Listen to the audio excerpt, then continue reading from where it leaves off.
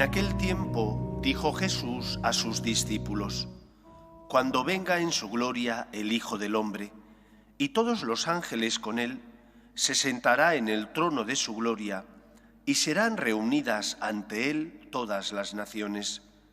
Él separará a unos de otros como un pastor separa las ovejas de las cabras, y pondrá las ovejas a su derecha y las cabras a su izquierda. Entonces dirá el Rey a los de su derecha: Venid vosotros, benditos de mi Padre, heredad del reino preparado para vosotros desde la creación del mundo. Porque tuve hambre y me disteis de comer, tuve sed y me disteis de beber, fui forastero y me hospedasteis, estuve desnudo y me vestisteis, enfermo y me visitasteis, en la cárcel y vinisteis a verme. Entonces los justos le contestarán: Señor, ¿cuándo te vimos con hambre y te alimentamos, o con sed y te dimos de beber? ¿Cuándo te vimos forastero y te hospedamos, o desnudo y te vestimos? ¿Cuándo te vimos enfermo o en la cárcel y fuimos a verte? Y el Rey les dirá: En verdad os digo, que cada vez que lo hicisteis con uno de estos mis hermanos más pequeños, conmigo lo hicisteis.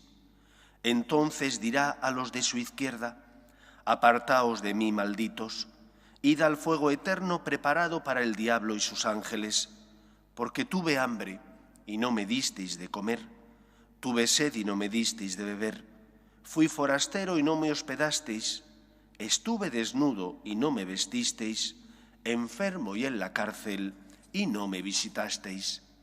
Entonces también éstos contestarán: Señor, ¿cuándo te vimos con hambre o con sed, o forastero o desnudo, o enfermo en la cárcel y no te asistimos? Y él les replicará: En verdad os digo, lo que no hicisteis con uno de estos los más pequeños, tampoco lo hicisteis conmigo. Y estos irán al castigo eterno y los justos a la vida eterna. Palabra del Señor. Gloria a ti, Señor Jesús. Durante 3 años tuve la suerte y la fortuna, al menos desde mi punto de vista, de ser profesor de religión en un colegio privado aquí en Madrid. Se daba la paradoja que el colegio, que entre comillas tenía ideario católico, ofertaba la religión como parte de las clases y, por lo tanto, de las asignaturas que se impartían en el colegio, pero mientras los chicos que querían religión estaban en clase, los que no querían religión estaban jugando al fútbol, al baloncesto o simplemente tenían tiempo libre. Lógicamente, los que venían a clase de religión, que no lo hacían normalmente de modo voluntario, sino obligados porque sus padres les habían inscrito, estaban enfadados. Enfadados con los padres, enfadados con el colegio y, por extensión, enfadados conmigo, que era el profesor de religión. Yo intentaba que las clases fueran bastante didácticas. Era consciente tanto de mis limitaciones como profesor, como de las limitaciones de mis alumnos, que no tenían ningún tipo de cultura eclesiástica ni religiosa, e intentaba que al menos salieran con alguna idea esencial y que al cabo de unos meses pues no dijeran que la religión católica era un rollo y que el profesor les aburría. Lo que lógicamente más les espantaba era el examen. Y yo tenía que hacer examen porque me obligaba el colegio.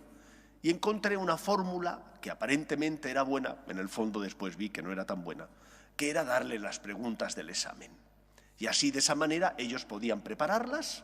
Yo les decía que lo que no quería es que me pusieran las respuestas tal cual venían en el libro, sino que las elaboraran para que yo entendiera que ellos entendían, para que yo viera que ellos sabían lo que querían expresar y lo expresaban con sus propias palabras.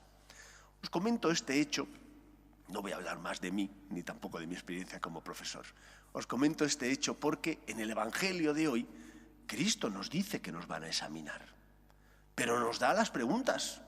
Nos dice en qué va a consistir el examen y aún así temo que lo vayamos a suspender. ¿Pero por qué vamos a suspender el examen? Cuando venga el Señor en su segunda venida, la venida triunfante, separará a los buenos de los malos y dirá a los de su izquierda: venid benditos de mi Padre, porque tuve hambre y me disteis de comer. Es decir, tuvisteis misericordia y compasión de los que sufrían, en el cuerpo o en el alma. Me visteis a mí en ellos. Mientras que dirá a los otros: marchad malditos, porque tuve hambre y no me disteis de comer, porque no fuisteis capaces de tener misericordia de los que sufrían. Todos nosotros entendemos esto, pero muchas veces no lo vivimos. ¿Por qué no lo vivimos? Si sabemos las preguntas del examen, ¿por qué podemos suspender? Los latinos dicen reprobar. ¿Por qué podemos reprobar, suspender el examen? Porque no creemos en lo que Cristo nos dice. Creer en Jesús no implica solamente conocerle, haber escuchado hablar de él. De él escucharon hablar también los fariseos que después pidieron su muerte en la cruz, los sumos sacerdotes que pidieron que Pilato le condenaran. También escucharon hablar de él todos aquellos que en la entrada triunfante en Jerusalén le aplaudían, pero después, cuando persiguieron a Cristo, no le apoyaron. El mismo Herodes escuchó hablar de Cristo y quería verle porque había oído que hacía milagros. Nosotros quizás hemos escuchado hablar de Dios, pero ni le amamos ni creemos en lo que nos dice. Ni le amamos a Él porque no tenemos una relación personal con Él, dado que no dejamos que su gracia entre en nuestra vida. Tenemos una relación superficial, venimos a buscarle cuando le necesitamos para pedir o cuando nuestra alma está llena de pecado, pero si no, podemos pasar sin Él, podemos vivir sin Él. Y no creemos en lo que nos dice, porque eso del amor nos parece que es muy bueno para nosotros, cuando a nosotros nos conviene, pero no es bueno cuando lo tenemos que practicar con los demás. ¿Crees o no crees? De eso te van a examinar. El Señor te va a pedir cuentas del amor que has recibido, de la fe que han sembrado en tu corazón y de los frutos que ha dado, si es que ha dado. Y si no ha dado, te tendrá que decir: marchad malditos de mi Padre, porque tuve hambre y no me disteis de comer. Tengamos los ojos de la misericordia que Cristo tiene con nosotros, que no significa que el mal que nos hacen no nos duela, que no significa que los tropiezos del otro, que los tiene, y que son causa de dolor para mí, no me incomoden. Significa que tengo que tener una visión sobrenatural de las cosas y que cuando me ha ocurrido algo negativo, en lugar de desear mal, tengo que pedir por esa persona, como yo quiero que por mí pidan y que a mí me traten con amor, con misericordia y con caridad. ¿Qué medida estás utilizando? ¿La medida del odio, del rencor o la medida del amor? Educas a tus hijos en la verdad, pero a la vez tienes misericordia cuando se equivocan, o por el contrario, tú exiges para ti una medida generosa de perdón, pero para los demás una medida de justicia estricta, donde no cabe la misericordia. Muchas veces conocemos a Dios, hemos oído hablar de Él, pero ni le amamos ni creemos en su mensaje. Y por eso el Señor no podrá admitirnos en el reino de los cielos, no porque Él no quiera, sino porque nosotros no hemos querido, porque esa semilla del amor de Dios no ha dado fruto, porque no creemos en su amor ni en el camino que Él nos propone. El camino de Jesús es el camino de la cruz, de la entrega, del sacrificio, del amor con mayúsculas, pero de un amor que hemos experimentado porque Cristo lo ha practicado con nosotros. No tengamos miedo a creer en Él, a seguir sus palabras, a seguirle a Él, que es el camino que nos lleva a la vida. Las preguntas del examen las sabemos. ¿Cómo lo vamos a responder? ¿Aprobaremos o suspenderemos? Depende de nosotros si queremos a Dios y deseamos seguir sus pasos o no. Pues que el Señor nos ayude. Nos ponemos en pie.